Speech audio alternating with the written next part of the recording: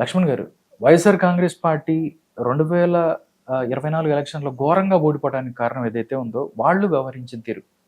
ఎవరైతే కొడాలి నాని అవ్వచ్చు, వల్లభనేని వంశీ, పేర్ని నాని, లేకపోతే గోరంట్ల మాధవ్, అంబటి రాంబాబు, ఇలా అవంతి శ్రీనివాస్ ఇలా చెప్పుకుంటూ పోతే ఒక పెద్ద బ్యాచ్.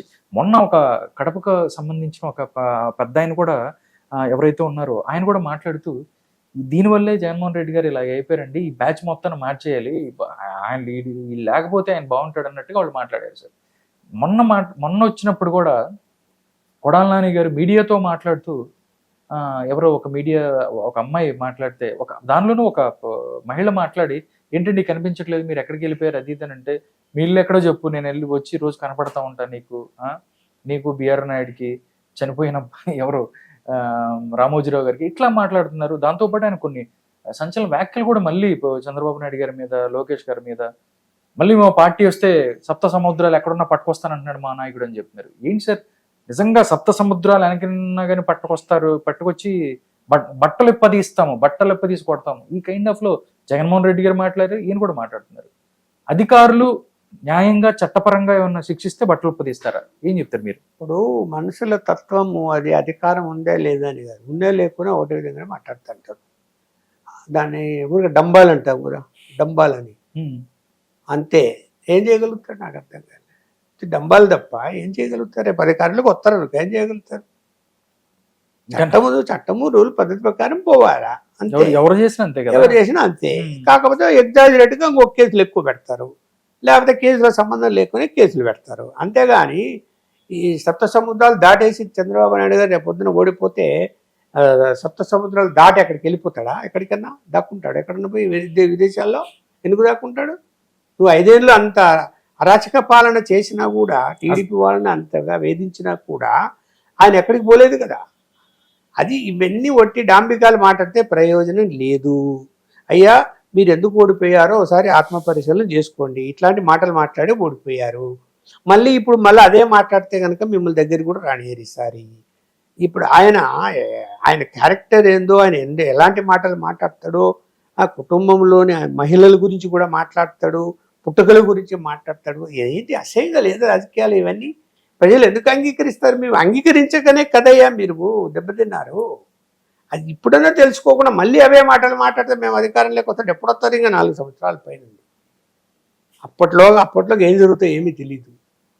మీ మీద మళ్ళీ కేసులు రావా? మీ మీద మీ సంఘటన ఏదైనా జరగవా?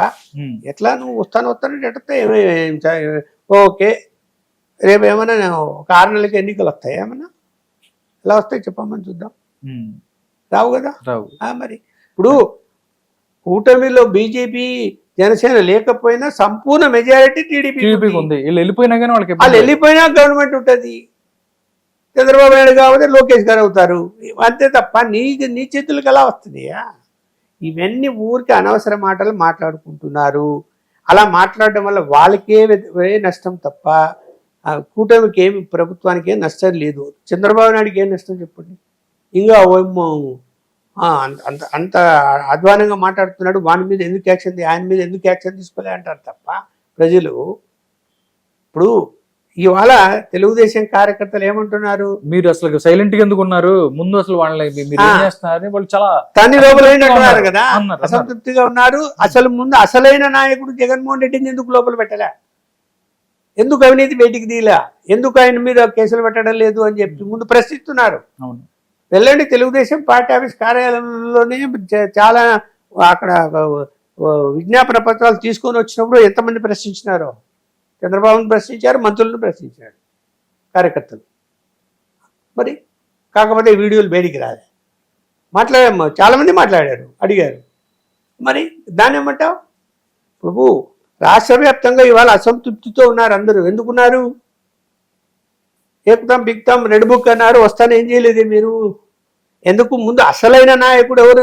జగన్మోహన్ రెడ్డి గారు. ఆయన మీద ఎందుకు ముందు చర్యలు తీసుకోవడం లేదు? ఇప్పుడు పెద్ద ఎత్తున అవినీతి జరిగింది అని చెప్పి ప్రచారం చేశారు తెలుగుదేశం పార్టీ. చేసినప్పుడు మనకి ఇప్పటి వరకు ఏ డిపార్ట్మెంటులో కూడా ఇదిగో ఈ అవినీతి జరిగింది, ఈ కేసులు పెట్టాము, దానికి బాధ్యులు వీళ్ళు అని చెప్పడం లేదు. మరి ఇంకా అండర్ ఇన్వెస్టిగేషన్ అనో ఇంకా ఫైలు చూసుకుంటున్నామనో అని చెప్తున్నారు తప్ప ఎందుకు మరి చేయడం లేదు? అవును. సోషల్ మీడియాకి సంబంధించిన కొంతమంది రవికిరణ్ నింటూరు గాని, లేకపోతే కొంతమంది మీద వీళ్ళు జరిగినవి తప్ప లిక్కర్‌కి సంబంధించారు. అంటే డైరెక్ట్‌గా పార్లమెంట్‌లో సీఎం రమేష్ లాంటి వ్యక్తి మాట్లాడారు. ఢిల్లీ లిక్కర్ స్కామ్ కన్నా 4 రెట్లు ఎక్కువ ఉన్న లిక్కర్ స్కామ్ ఆంధ్రప్రదేశ్‌లో జరిగిందని చెప్పారు. దాంతో పాటు రెవెన్యూకి సంబంధించి, ఇసుకకు సంబంధించి చాలా ఉన్నాయి. బట్ ఇవన్నిటిని కూడా పక్కన పెట్టారనేది కూడా అసంతృప్తి ప్రజల్లో ఉంది. బట్ అయినున్నా గానీ వైఎస్ఆర్ కాంగ్రెస్ పార్టీ ఇంకా రెచ్చగొట్టే దూరంలో ముందుకెళ్తుంది. ఏంది అంటే కేసులు పెట్టించుకొని జైల్లోకి వెళ్ళి సానుభూతి పొందాలా?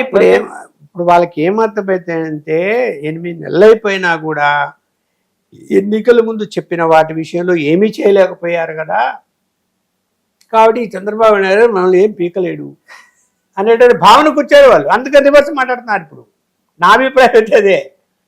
మరి ఎందుకు చంద్రబాబు నాయుడు గారు ఆచితూచి అడిగేస్తున్నాడు నాకైతే అర్థం కాలేదు. ఇప్పుడు ఆధారాలు దొరికితే ఎవరిని వదిలిపెట్టవద్దు. ఒకవేళ దొరకలేదా మీకు ఆధారాలు? దొరికితే ఎందుకు ఆలస్యం చేస్తున్నారు కేసు కట్టకుండా? లేదు కదా. ఇప్పుడు మీరు అన్నట్టు లిక్కర్ స్కామ్లో 30% ముడుపులు అందాయి అని, అంతా ఇంత కాదు. 30% అంటే దాదాపు 2000 కోట్లని లెక్కేసి చెప్తున్నారు. పార్లమెంట్లో అని చెప్పారు ఆ విషయాన్ని, జరిగింది అని, ఢిల్లీ కంటే పెద్ద స్కాము అని. మరి ఇక్కడ ఎవరైతే ప్రొడక్ట్ చేస్తున్నారో బెంగళూరులోని తయారీ సంస్థల నుంచి ఎక్కువగా వచ్చింది. ఆ సంస్థలు ఎవరివి, దాని బినామీలు ఎవరు, తర్వాత ఏజెన్సీ ఎవరిది, ఏజెన్సీ నుంచి ఎక్కడ సప్లై అయింది, ఇవన్నీ కనిపెట్టడం ప్రభుత్వానికి చేత కదా. చెప్పు. పోలీస్ ఇప్పుడు ఒక బాటలు 100 రూపాయల విలువ ఉండేది, ఒక 100 యాడ్ చేసి 200కి అమ్మారు అంటే అది వేరు. కానీ 100 500కి అమ్మితే ఆ యొక్క 400 రూపాయలు ఎవరికి పోయినట్టు? అసలు దీన్ని డిజిటల్ లేకుండా డైరెక్ట్ గా వెళ్ళి క్యాష్ ఇవ్వాలంట. మరి ఎంత అసలు మరి అంటే లెక్కపత్రం లేకుండా చేశారు, అన్ని చేశారు. ఇప్పుడు మీరు ఎందుకు ఆ విషయాలన్నీ బయటికి తీయలేకున్నారో మరి ప్రభుత్వానికే తెలియాలి, బయటికి తీయాలి కదా. జనంలో అభిప్రాయం ఉంది కదా, అందరు లిక్కర్లో బాగా తిన్నారు అందరూ అని, ఇసుకలో అందరూ తిన్నారని ఉంది కదా. మైనింగ్ అసలు వీటన్నిటికంటే మైనింగ్ చాలా పెద్దది. అట్లా ఇట్లా కాదు.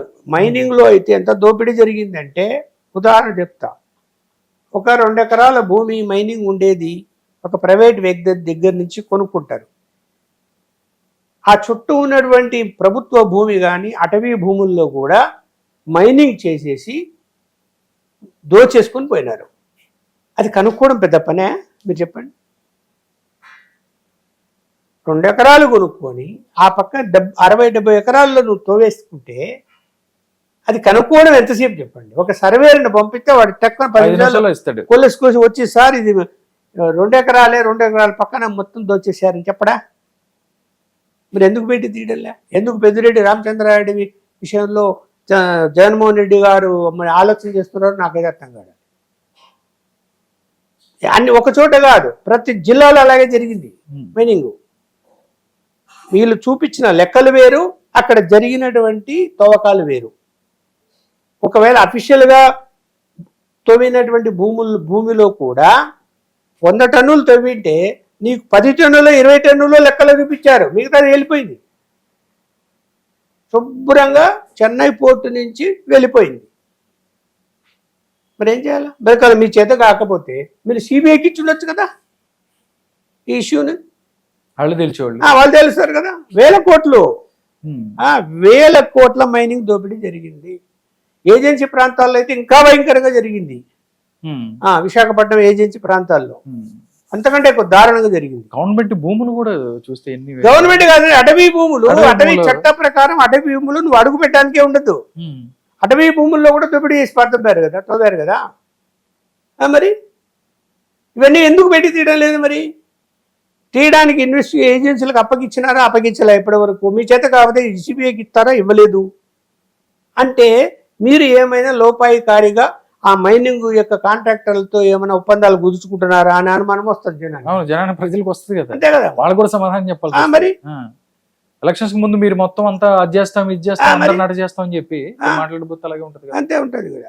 Thank you so much Laxman garu. ప్రస్తుత రాజకీయ అంశాల మీద చక్కని విశ్లేషణ అందించారు. నమస్కారం అండి.